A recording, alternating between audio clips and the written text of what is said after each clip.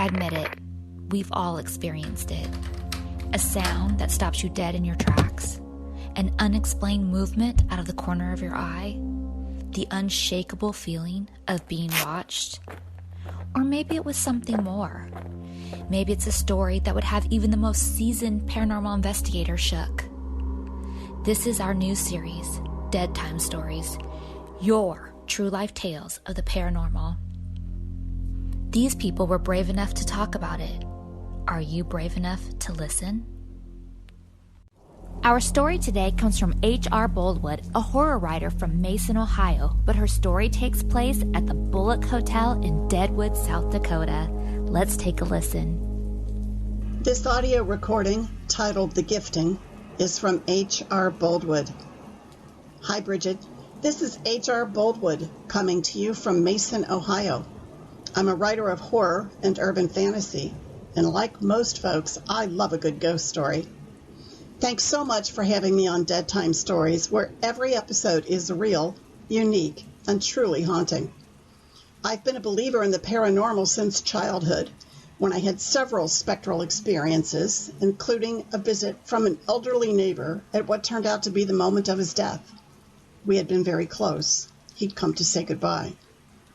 But today I'd like to share my ghostly experiences that occurred in May of 2008. Arlene, my best friend of 30 years, and I decided to go out west, rent a car, and travel to wherever the road took us. We arrived at our first destination, Deadwood, South Dakota, an historical mining town that boomed during the Black Hills gold rush of the mid-1870s. It's a town of mystery and intrigue, as well as the birthplace of the saying Aces and Eights, where Wild Bill Hickok was gunned down in Saloon Number 10, which still stands today. We'd made reservations to stay at the Bullock Hotel, known for its ghostly visitors. Lucky for me, Arlene's psychic abilities are off the charts, far stronger than mine. Over our years of traveling together, we've had a multitude of paranormal encounters. Once we got settled, we took the ghost tour of the building. More often than not on these tours, Arlene would see something of spectral interest that, unfortunately, I couldn't see. But this time, when the tour reached the second floor landing, I instantly became nauseous and dizzy. I leaned against the wall, eyes fixed on a doorway in an alcove that shot off to the left. When the tour moved on, Arlene quietly confirmed my suspicion. Something very dark lurked behind that door in the alcove. Later that night, around midnight, I drifted off to sleep. Arlene stayed up with the lights off, watching TV. From the corner of her eye, backlit by the TV's glow, she saw a man standing at the foot of my bed. She turned to find an African-American man dressed in well-worn mining clothes, covered in dust. He silently reached to me with outstretched arms. And in those arms, he held a tiny baby. Arlene watched for a few moments while the specter waited for me to respond, but I was sound asleep. The ghost must have realized Arlene could see him because he turned to face her. She spoke to him with her mind, asking him who he was. He replied, Jasper. Jasper who, she wanted to know. He responded rather bluntly, don't have no last name, never needed one. When she asked what he wanted with me, I stirred, and Jasper faded slowly away, disappearing into the wall behind him. The next morning at breakfast, Arlene told me this incredible story. I was totally astounded and a little frightened, for more than one reason.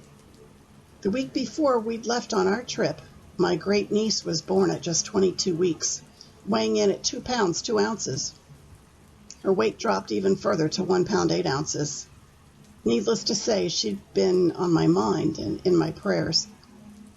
Why had this ghost tried to give me a baby? Was this somehow connected to my niece? I rushed back to our room and called my brother, who confirmed that both baby and mama were holding their own. I was relieved and thought better of telling him why I'd chosen that particular moment to call. We checked out of the hotel and spent our day sightseeing in the town before moving on. I wanted Arlene to ask the staff about Jasper, but she just smiled and shrugged. She rarely speaks to others about her encounters.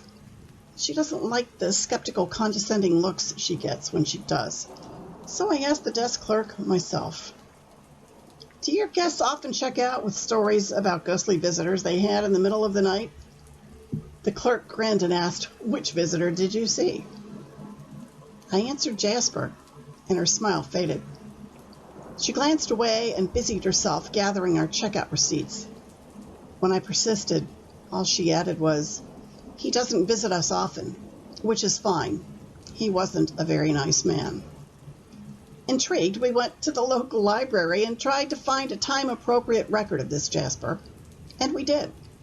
An arrest record, with a vague reference to his having been suspected of murder. He was ultimately freed, but the record was infuriatingly short on detail. We left the library, still intrigued, but a bit frustrated, until we wandered past one of the local street-side tour guides dressed in period clothing. When we asked about Jasper, her eyes flew wide. She explained that Jasper was a local miner with a horrible temper and violent nature, not well regarded by the town. He was arrested when his wife and children, victims of a grisly murder, were found axed to death. He'd been freed for lack of evidence, but was shunned by the townfolk. The guide said that he usually appears in the saloons or street-side spots in shadowy alleyways, but rarely inside the Bullock, a building that had its own ghostly history. Such a bizarre story.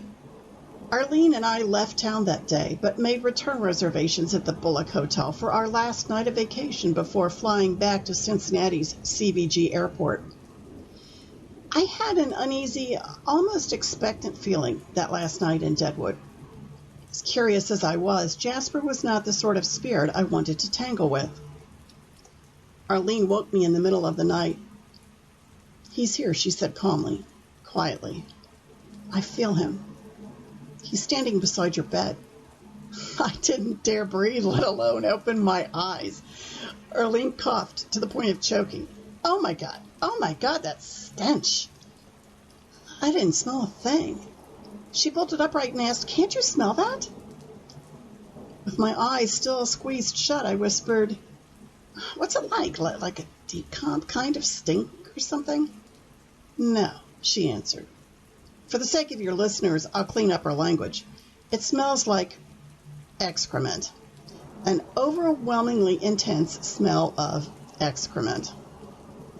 Moments later, she turned on the light and announced that the stench was gone. This guy really wants your attention, she said. When you couldn't see him, he tried to get through to you any way he could, even using your sense of smell. Well, there was no going back to sleep that night. We flew home to Cincinnati the next morning filled with questions. Why had Jasper chosen me? What was the significance of his trying to hand me a baby? Was he doing penance for a hideous crime that he'd managed to escape? Was it a message meant to reassure me that my great niece, tiny as she was strong and would survive? She's 12 years old now, by the way, and healthy with the biggest, prettiest brown eyes I've ever seen. I hadn't been back home but a day or two when I was awakened in the middle of the night, for the first and only time, by the overwhelmingly intense stench of excrement. One final bone-chilling question arose. How had he followed me home? Thank you so much for sharing your story. I've always wanted to go to Deadwood. Now I want to go even more. I can't believe he followed you home, and I wonder what he was trying to tell you. So glad to hear your niece is healthy and happy. Thanks for sharing your story. Do you have a ghost experience that you'd like to share? I'd love to hear it. Record your haunted story on your phone and send it to ghostmagnettv@gmail.com and make sure to include your name and city and state. Look forward to hearing it. Hey guys, if you're a fan of Ghost Magnet, please take a moment to subscribe to the podcast and like our Facebook page so you can stay informed on the latest Ghost Magnet news. We've got lots of spooky new content coming your way that you won't want to miss. Subscribe and stay tuned.